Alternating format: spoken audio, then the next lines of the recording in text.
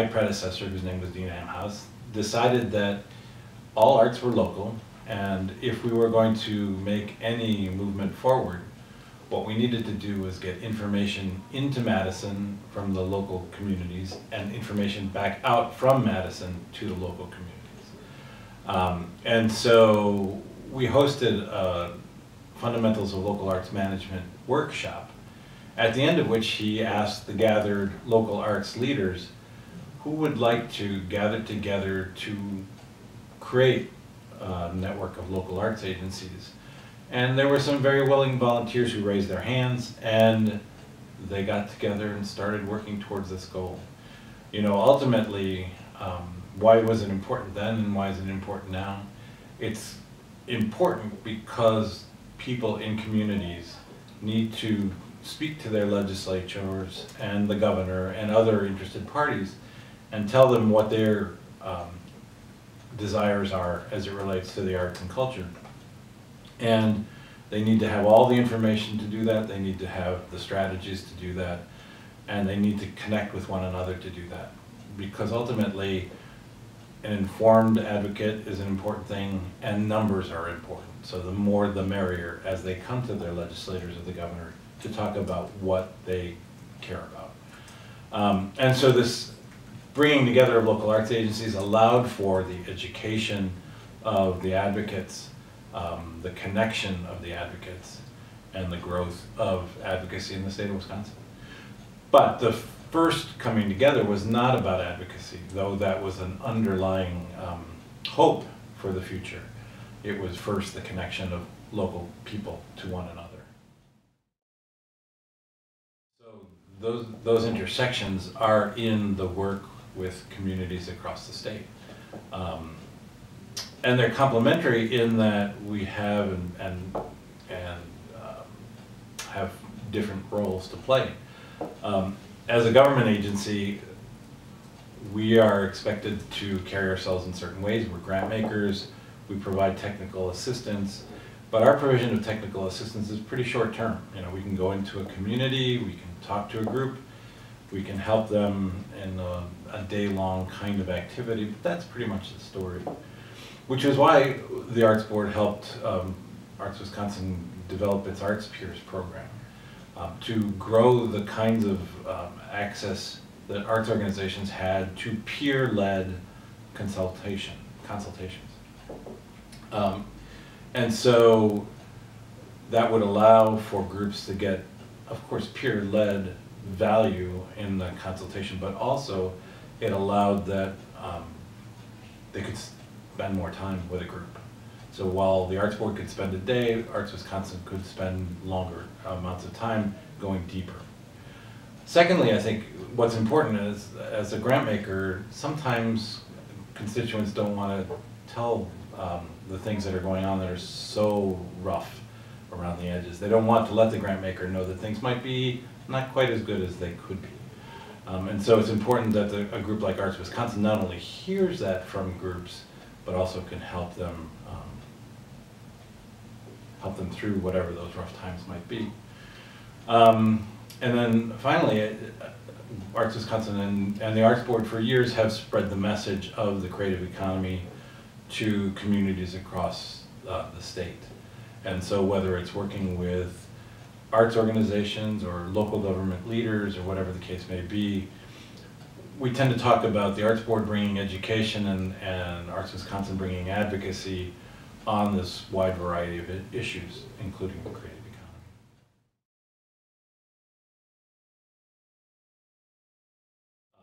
economy. Previous answer, a lot of that was why we work together. I mean, we're working in community development through the arts. We've got a wide variety of subject areas, whether it's arts education, cultural equity, economic impact of the arts, a whole wide range of things that we can talk to people about. And we're lucky that we can both talk about these subjects, talk to each other about the different kinds of technical assistance that's been provided, and then complement each other when we're going in. So we can bring a different angle on certain of the subjects, or we can talk to different people in communities, or we can surface real challenges or opportunities that we can share and connect people with, because the truth of the matter is neither the Arts Board nor the Arts Wisconsin can solve every issue, but what they can do is bring together contacts and networks to help people do what they need to do.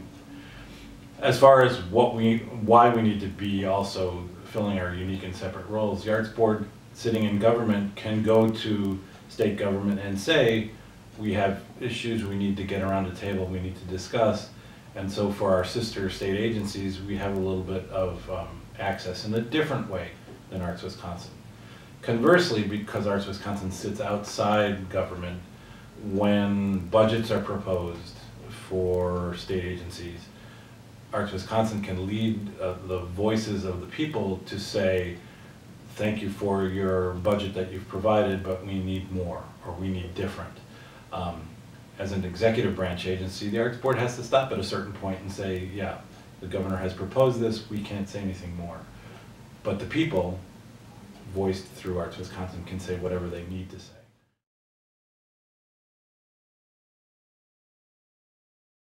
So I think the interesting part of the way forward is a couple things. First of all, it falls into the 4 C's of the Arts Board: creativity, culture, community, and commerce. And the fact of the matter is that we're always working in those 4 C's.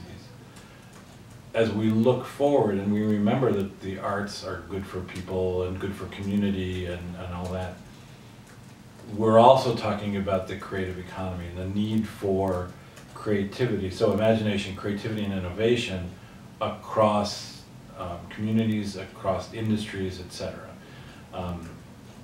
And so the Arts Board and Arts Wisconsin give voice to those things in 2 ways. One is to the arts community to remind them, A, they're fundamental to this discussion, B, that they're a part of this discussion, meaning that the creative industries go far beyond the artist and the nonprofit arts organization, but to for-profit businesses like architects, ad firms, music supply stores, etc.